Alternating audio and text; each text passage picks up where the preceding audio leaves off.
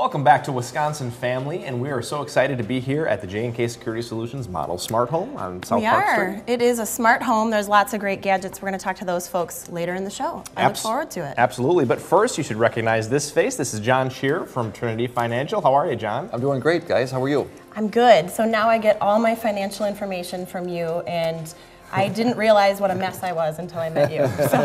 So glad to see you. So we're going to be talking a little bit about market trends today, which is a topic that some folks are pretty interested in following. The market seems to be all over the place today.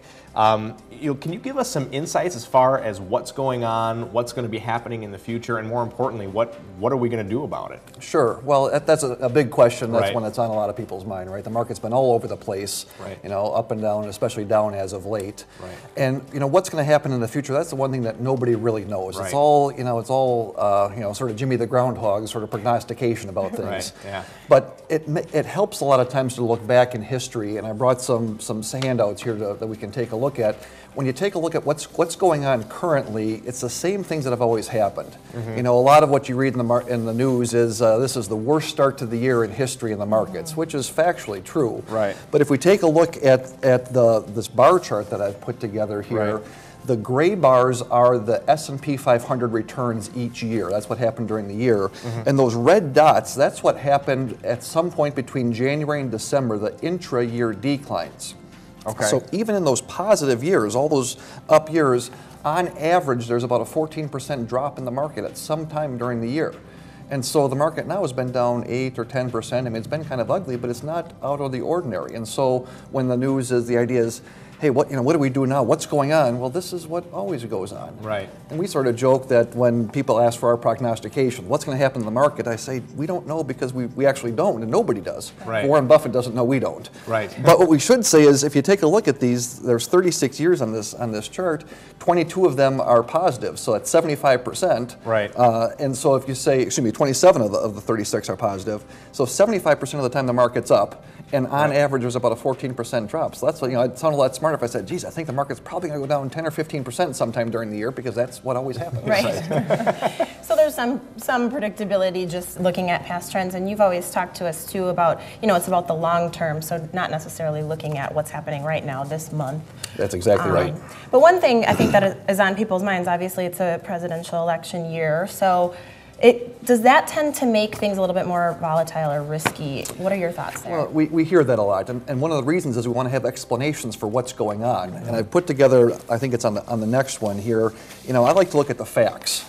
And when you take a look at the S&P 500 was started back in the 20s, and there's been 22 presidential elections since then. And so the things in blue here, we have the Democratic, when the Democrat was elected, and then red when the Republican was elected. And going back in history, the average return was 11% in an election year. Mm-hmm. And 18 of them have been positive. And so you say, you take a look at what's actually gone on over the past time period, and you go, I'm not saying that it's not going to be a bad year necessarily in the market, but just because it's a presidential election, that's not a cause of those things. Right. Okay, interesting. Yeah.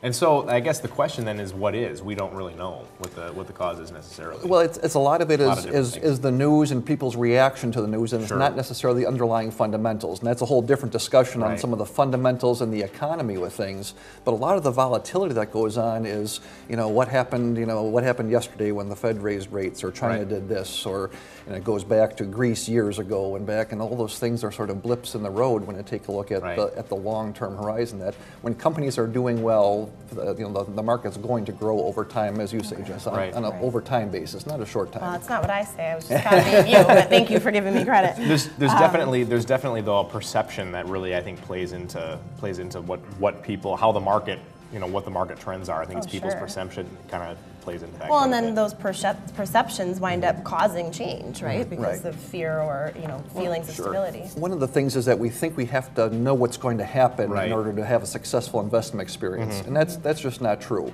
When you take a look at the bar chart, that over time that things are successful if you stick with your plan. It's sort of like planting a tree.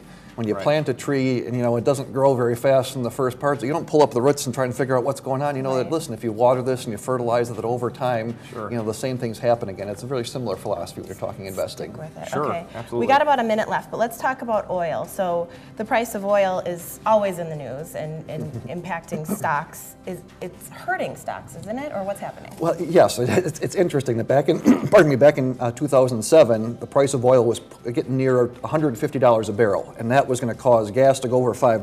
That was going to be a big problem for stocks. Then, of course, and our wallets, right. also. But then the credit crisis came, and suddenly the price of oil wasn't a problem. Right. Now oil has dropped 70% over the last year or two, and now low oil is causing a problem. So when oil is too high, it's a problem. When oil is too low, it's a problem. And again, it comes down to some of the underlying fundamentals. It's it's not necessarily a cause. And when you take a look at what the markets have done after oil has had a big drop like this, it's been generally positive.